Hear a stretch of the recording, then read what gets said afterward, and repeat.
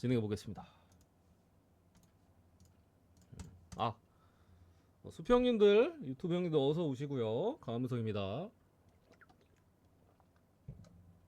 토요일, 일요일 해충 물부드바 메인 싹 다 맞춰가지고 6연승 해서 10연승 올라가나 했는데 아쉽게 NBA가 부러져가지고 분석은 나쁘진 않았던 것 같은데 좀 끝발도 좀 안 좋고 뭐 메인은 뭐 댈러스 일반승까지 껴넣어가지고 뭐 할 말은 없습니다. 서브가 이제 조금 0.03초 남았는데 자유투 줘가지고 오바 떠가지고 그게 좀 아쉬운 부분인데 어쨌든 8연타까지는 했고 지난주에 7연타 하고 뭐 주말 바로 한 번 틀리고 이제 바로 그러니까 하루 틀리고 이제 주말부터 해가지고 바로 또 8연타까지 왔는데 요즘 뭐 흐름 상당히 좋은데 계속 잘 이어갔으면 좋겠고 뭐 여기 적혀있는 대로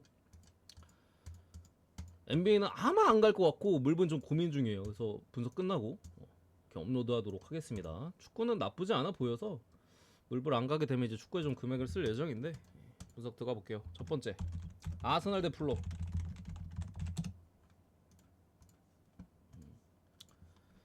일단 아스날 입장에서 긍정적인 소식은 오늘 부카요 사카가 복귀입니다. 그동안 꽤 오랜 시간 결장을 했었죠. 근데 사카 이제 복귀 이슈가 있는데 선발일지 벤치일지는 아직 미정 느낌이에요.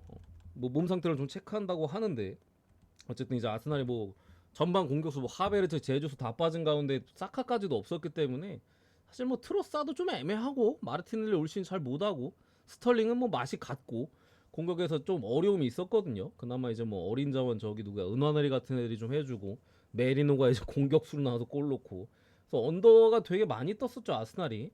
사카가 돌아오는 부분은 확실히 좀 긍정적이긴 하다. 웨더그로와의 어쨌든 콤비네이션이 상당히 좋기 때문에 사카만 있어도 최전방이 없어도 나쁘진 않을 걸로 제 생각엔 예상이 되고요. 부상자는 뭐 이제 전방 애들은 다 빠졌고 하베르트나 제주스 그리고 이제 수비 쪽에 이제 공격 능력이 좋은 칼라피오리 이 정도 이제 빠지는 부분이고 풀럼 같은 경우는 사이드 쪽에 이제 해리 윌슨이 불투명 공격 쪽에 그리고 이제 아스날 출신인 또 측면 공격 쪽에 리스 넬슨이 이제 부상으로 빠진 부분인데 일단은 풀럼이 아스날 상대로 물을 좀 많이 먹이긴 했어요 최근에. 맞대결 아스날이 최근에 잘하잖아. 한 2, 3년, 2년 전부터인가? 많이 살아났잖아요. 솔직히 계속 2위, 만년 2위 따르긴 합니다만. 근데 어쨌든 간에 아스날 상대로 최근 3경기 동안 패배가 없습니다. 풀럼이. 2번의 무승부, 그리고 1번의 승리. 그래서 올 시즌에는 뭐 1대1로 비겼고 홈에서 지난 시즌에는 풀럼이 아스날 상대로 지질 않았어요. 홈에서 이기고 원정에서 비기고 아스날이 거의 뭐 준우승한 이유라고 볼 수 있죠. 풀럼한테 1무 1패를 했으니까 기본적으로 이게 플럼에 아스날 애들이 많아서 그런가? 플럼에 아스날 출신 애들이 좀 많긴 하고 한 5명 있어. 5명 골키퍼 레노에다가 앞선 2선에 이제 이워비에다가 저기 스미스로우에 넬슨에 윌리안까지 아스날 애들이 많아서 아스날 상대로 강한가? 어쨌든 간에 친정팀 통수 뭐 잘 치는 부분인데 저는 어쨌든 간에 이게 플럼이 지난번에 이제 우리 주중에 그 컵 대회가 있었어요. 주중인가? 주말인가? 주말이죠. 토요일이네, 토요일. 그 크펠과의 FA컵 8강이었나요? 8강 경기가 있었고 홈에서 3대 0으로 패배했습니다. 크펠한테. 물론 이게 막 크펠이 엄청 막 학살하는 느낌은 아니었어요. 그냥 기회를 잘 살렸어. 전체적으로 주도권은 이제 풀럼이 쥐고 있었는데 슛이 너무 날카롭긴 했어요. 그래서 크펠이 이제 3골이나 넣으면서 풀럼이 아쉽게 홈에서 무득점을 하면서 패배를 했는데 이때 당시 이제 풀럼이 라인업적으로 이제 한 1.3군, 1.4군 정도, 1.3군 정도로 보는 게 맞는 것 같은데 어쨌든 꽤나 뭐 강하게 나왔던 부분이고 뭐 물론 뭐 후반전에 교체 카드를 많이 사용했었기 때문에 뭐 안배는 나름대로 하긴 했습니다만 어쨌든 간에 바로 또 그죠? 수요일 새벽에 경기를 들어가는 부분이기 때문에 체력적인 문제가 분명 클 걸로 보여서 요거는 저는 플럼이 아스날 상대로 최근 3경기 동안 고춧가루를 많이 뿌렸던 부분이지만 부카요 사카의 복귀 그리고 플럼 같은 경우도 주말에 컵 대회에 힘을 많이 쓴 부분 여러 가지 감안했을 때 아스날이 이길만하다 이길만하다 정도로 보겠습니다. 뭐 핸디나 언어버까지는 잘 모르겠는데 언어버는 굳이 보면 오바? 저는 한 2대1 정도? 2대1 정도 봅니다. 2대1 정도. 그래서 아스날 승에 뭐 오반데 이게 좀 더 낫지 않나? 이거보다는 배당이 뭐 쓰레기긴 합니다만 이렇게 보고요. 두 번째 울버햄튼 대 웨스트햄. 이 경기 같은 경우는 기본적으로 그 마테우스 쿠냐가 지난번에 누구였더라? 본머스의 케르케즈였나? 그 약간 좀 비신사적인 파울을 해가지고 원래 2경기 출전 정지였던 걸로 알고 있는데 그 플러스 한 경기 더 추가됐나? 그래가지고 총 3경기를 출전 정지로 지금 빠지고 있습니다. 앞선 3+1인가? 아무튼간에 오늘도 빠집니다. 지난번에 이제 사우스햄튼전에도 없었었고, 그리고 그 전 경기인 에버턴전에도 없었었죠. 물론 두 번 다 울버햄튼이 득점에 성공하긴 했어요. 쿠냐가 울버의 핵심 중에 핵심이긴 합니다만 에버튼 상대 어쨌든 홈에서 1대1로 비겼고, 사우스햄튼 상대로 솔직히 잘 못했어 울버가. 근데 이제 라르센, 옛날에 이제 지난 시즌 셀타백에서 잘했던 공격수, 걔가 이제 순도 높은 득점 2골이나 꼽아주면서 슈팅도 몇 개 없었는데 2대1로 4승 상대로 승리를 거둔 부분인데, 어쨌든 간에 이 쿠냐가 없는 울버햄튼은 사실 힘이 많이 빠질 수밖에 없습니다. 지난번에도 뭐 사우스햄튼 상대로 라르센이 잘하긴 했는데 제가 봤을 때는 사우스햄튼 골키퍼가 좀 하자가 있었던 부분이에요. 어쨌든 간에 뭐 울버햄튼 입장에서 그나마 긍정적인 부분은 이제 수비 쪽에 아그바도가 좀 그래도 출전이 가능하다라는 거. 이제 얘는 이제 랭스 리그강의 랭스의 수비수였다가 겨울이적 시장을 통해서 넘어왔죠. 상당히 이제 피지컬, 속도나 뭐 경합 능력 이런 게 좋은 수비수고, 대신 이제 빌드업 능력이나 좀 클리어링 이런 게 좀 구대기인. 어쨌든 근데 프리미어리그에서 뛰기에는 이제 신체 능력 자체는 상당히 좋기 때문에 울버 입장에서는 수비 안정감 확실히 찾을 수 있죠. 어쨌든 얘가 최근 경기 좀 빠져 있었던 부분인데 오자마자 금방 좀 다쳐가지고 복귀한 부분이고, 웨스트햄 같은 경우는 일단 그레이엄 포터 체제에서 좋아진 부분은 이제 웨스트햄이 조금 수비적인 측면들은 확실히 좋아졌어요. 그러니까 웨스트햄이 모예스 시절부터 쭉 해가지고 뭐 로페테기까지도 압박에 대해서 솔직히 짜임새가 없었거든요. 요즘 해축구가 압박의 시대잖아요. 전방 압박, 뭐 강하게 들어가서 상대 빌드업 많이 못하게 하고, 그러니까 이제 수비가 좀 좋아지는. 근데 그런 거 모예스 시절에는 웨스트햄이 거의 뭐 압박이라고는 거의 찾아볼 수 없을 정도로, 그때는 사실 뭐 지금처럼 압박이 강조됐던 시대는 아닌 것 같아요. 그 당시만 해도 그랬었기 때문에 뭐 압박이 아예 없던 팀이고, 로페테키 때는 하려고 했었는데 조직력이 많이 안 좋았었죠. 근데 그레이엄 포터 때는 확실히 압박이나 이런 것들이 이전보다 훨씬 짜임새가 있어요. 그러다 보니까 웨스트햄이 수비에서 훨씬 힘을 내는 경기들이 많아졌고, 뭐 특히나 포터 이후 뭐 최근 경기들이나 여러 가지 봤을 때는 멀티 실점이 뭐 거의 없긴 하죠.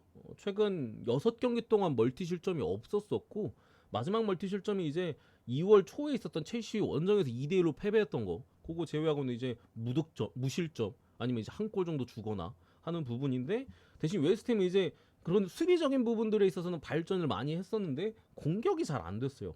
기본적으로 최전방 공격수에 대한 부재, 뭐 데닝스는 사실 거의 쓸 수 없는 선수고, 안토니오가 이제 교통사고 크게 당해가지고 장기 부상으로 결장하는 가운데 그 브레멘에서 잘했던, 브레멘인가?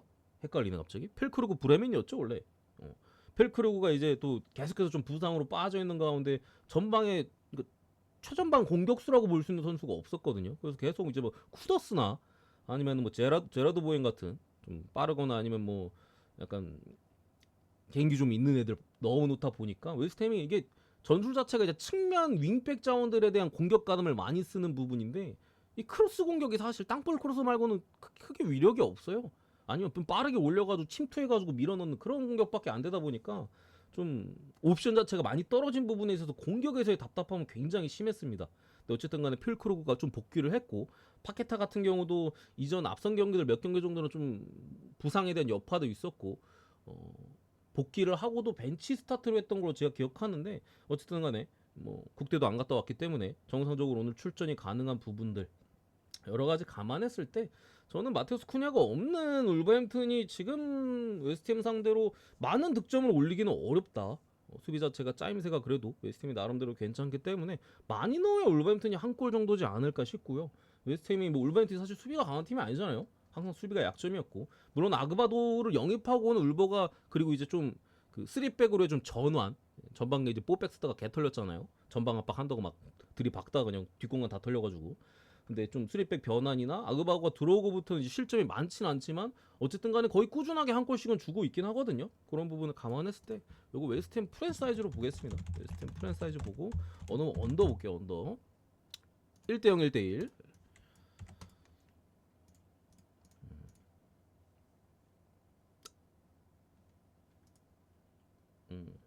돌문전이 어디? 돌문전이 브레멘이었나? 브레멘에 있다 돌문 갔다가 이제 넘어온 건가? 와이스피드 형님 고맙습니다. 입력 좀 해놓고 며칠이야? 5월까지. 그리고 레버쿠젠 대 이제 아르미니 대 이제 레버쿠젠인데 빌레펠트 오랜만이죠? 3부리그에 있는 것 같던데 아르미니 빌레펠트가 이거 그 포칼컵 4강이거든요. 이런 경기는 사실 그냥 뭐 분석이랄 게 없어요. 그냥 믿고 찍거나 장난질할 것 같으면 이제 뭐 햄모 정도 찍거나 그런 경기입니다. 레버쿠젠이 컵 대회에서 뭐 작년 컵 대회 우승을 했거든요. 포칼에서.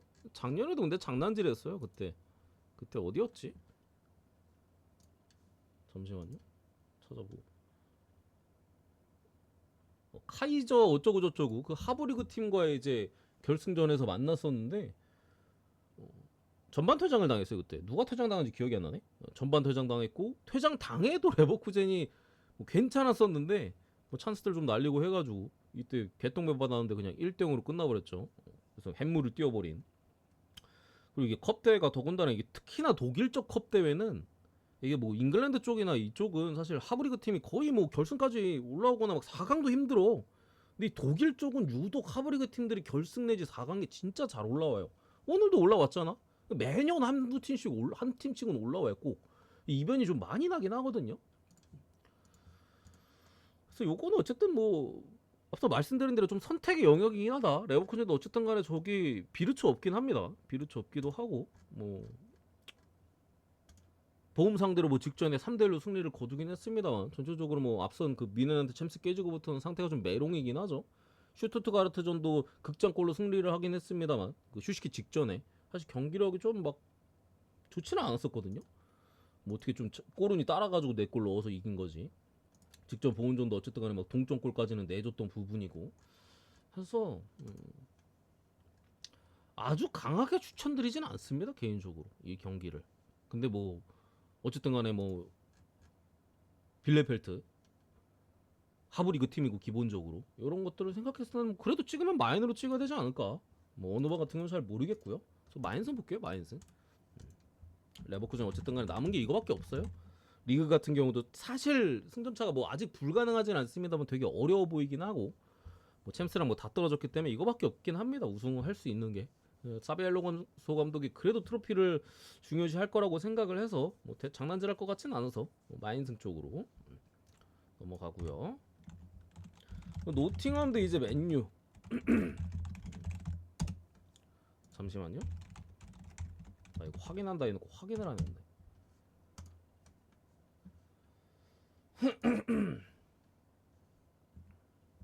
좀 확인할 게 있어가지고.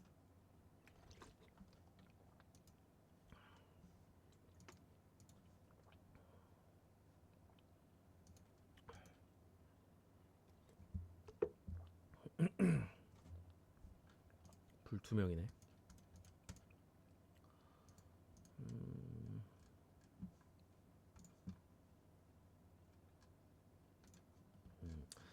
일단은 노티엄 같은 경우도 지난 이제 브라이튼과의 그 주말에 컵 대회 일정이 있었죠. 그렇기 때문에 당연히 이제 맨유보다는 아까 봤던 이제 어디였지? 풀럼 마냥 체력적인 문제가 분명히 있을 거라고 좀 생각을 하고요. 보자. 빵대빵으로 승부차기까지 가가지고 연장은 없었습니다. 바로 승부차기라. 어쨌든 빵대빵으로 뭐 원정 경기 일정에서 체력적인 문제가 분명히 있을 거라고 생각을 하고 더군다나 이게 지금 그 에이스 자원인 우드랑 깁스 화이트가 불투명해요. 노팅엄에서 가장 중요한 선수가 누구냐? 저는 굳이 따지면 이 둘을 꼽는 게 맞다라고 생각을 하거든요. 깁사이트는 원래 노팅엄 옛날부터 에이스였고, 우드 같은 경우 올 시즌 18골이에요.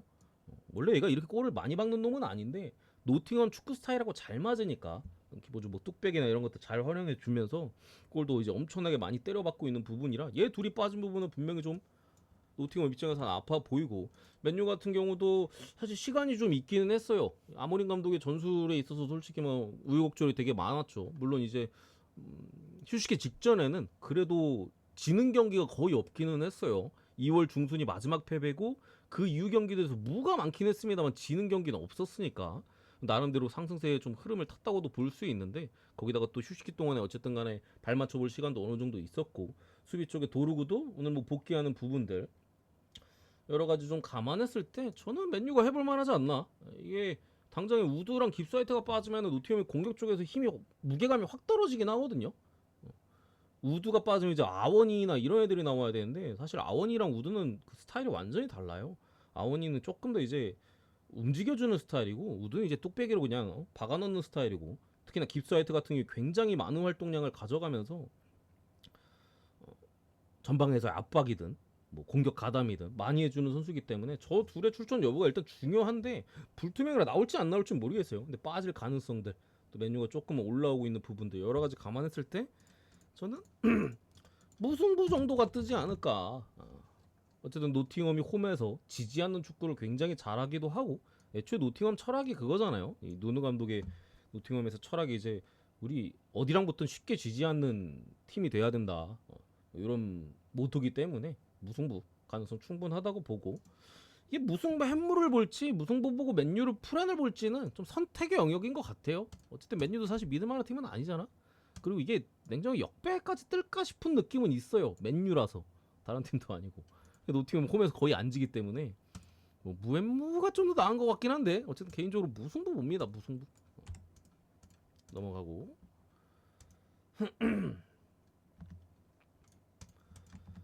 엠폴리 대 볼로냐, 이것도 이제 컵입니다.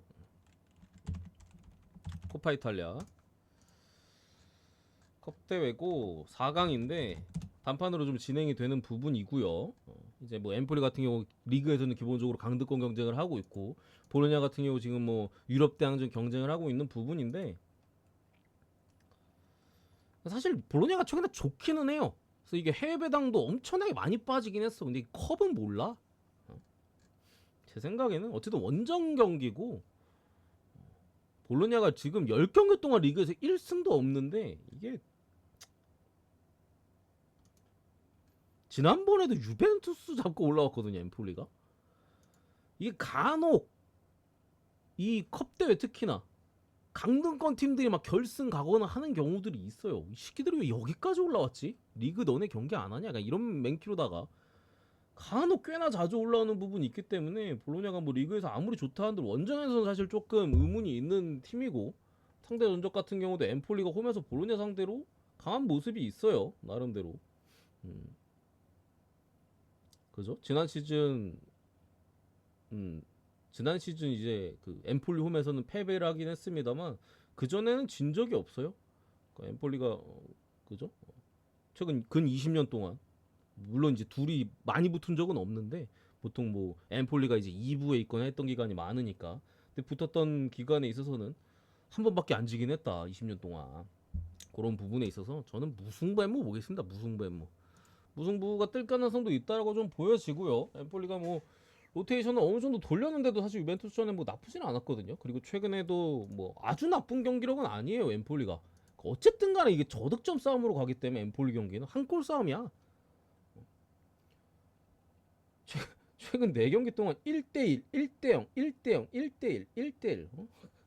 그냥 무지성 한 골 싸움이기 때문에 볼로냐도 어쨌든 뭐 수비도 좋고 하지만 화력에 있어서는 좀 의문이 있긴 하거든요. 그래서 저는 무승부무 보겠습니다. 무승부무. 뭐 당장에 리그에서 잘 나가는 부분이나 이런 걸 보면 믿을만 하지만 컵 대회에서는 항상 좀 반전도 있는 부분이라, 그렇다고 뭐 볼로냐 승 배팅이 안 좋다라는 건 아닙니다. 충분히 뭐 찍어볼만 하죠. 배당 나쁘지 않으니까. 좀 컵 대회이기 때문에 보수적으로 무앤무 사이드 보고 어느 번은 패스하겠습니다. 패스. 아니요, 단판이에요, 단판. 저기 스페인이 홈앤더 어웨이. 스페인이 홈앤더 어웨이고 이탈리아는 단판입니다, 단판. 홈앤더 어웨이네? 이게 4강부터는 홈앤더 어웨이인가? 8강까지가 단판이었나 보다. 죄송합니다. 이거 4월 말에 경기 있네. 볼로냐 홈에서 하네. 죄송해요. 이거 요번에 엠폴리 홈에서 붙고 4월 24일쯤에 24일에 볼로냐 홈에서 다시 붙네. 그러면 더 좀, 근데 뭐 결과는 똑같이 무승배면 봅니다. 무승배무. 뭐 홈앤더 어웨이면 더 무승배무 찍기가 나쁘지 않을 수는 있겠네요. 무만캐도 나쁘지 않고 이게도 한 점 차하고 홈에서 잡는 사이즈 보면 되니까. 4강부터 홈앤더 어웨이구나. 자주 하질 않으니까 헷갈리네. 내가 8강 때 그 단판이었던 그것 때문에 헷갈렸네. 넘어가고 이거 파리도 홈앤더 어웨이 아니지? 파리는 단판. 그리고 덴케르크 대 이제 PSV. 어떤 팀인 PSG 어떤 팀인지 모릅니다. 기본적으로 덴케 얘들. 근데 기본적으로 일단 파리가 지난 주말에 승태땡 상대로 뭐 덴벨레나 이런 애들이 그 교체로 출전했어요. 거기에 이제 비티냐도 좀 교체로 출전했던 부분이고, 바르콜라나 뭐 두에 이런 애들 좀 선발로 나왔던 부분인데, 원래 뭐 바르콜라는 주전이기도 하고 두에도 많이 쓰긴 하니까 또 흐비차도 중간에 교체를 해줬고, 파리가 요즘 너무 잘하긴 해요.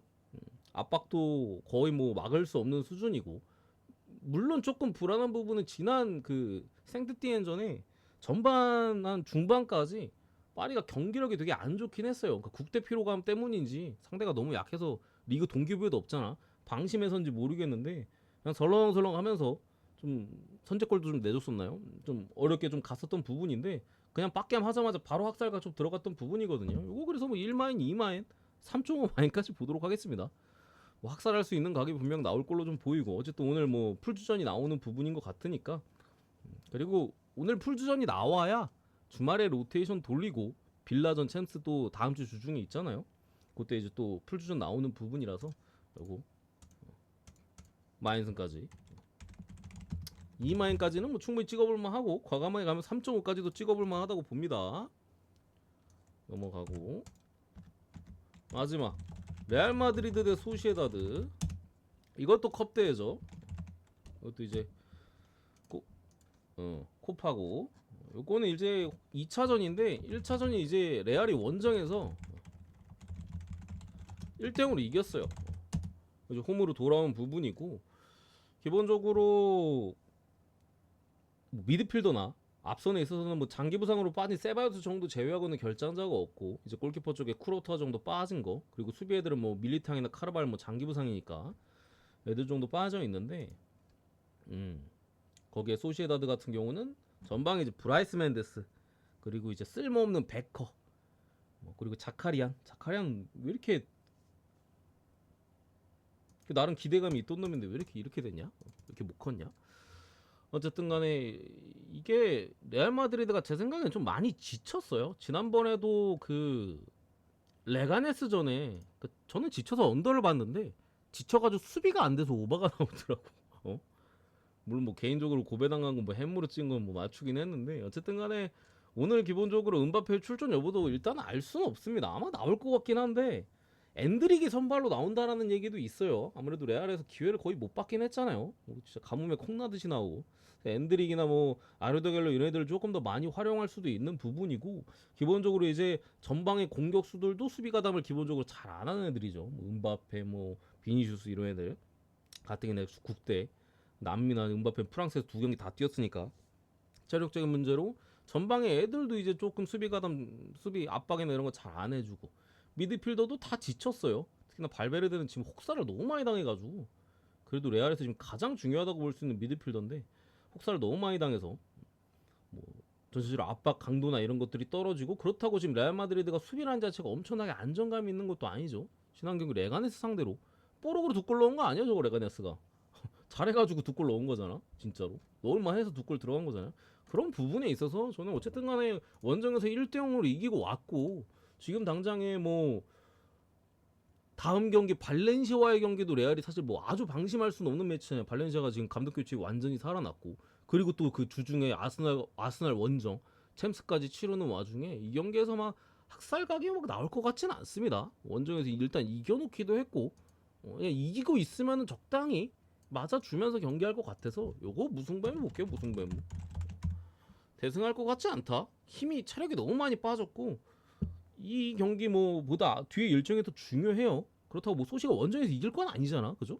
그래서 딱 적당히 스파링 정도 해주는 느낌의 무승부무 정도 보고 넘어가겠습니다. 어느 번 어쨌든 패스를 하고 지난 경기 수비하는 꼬라지 봤을 때 해외 나온 언더가 굉장히 많이 빠졌습니다. 언더가 국내도 이제 언더로 다 찍었는데 왜냐면 소시가 이제 좀 3.5바를 찍을 만한 팀이 아니긴 하잖아요.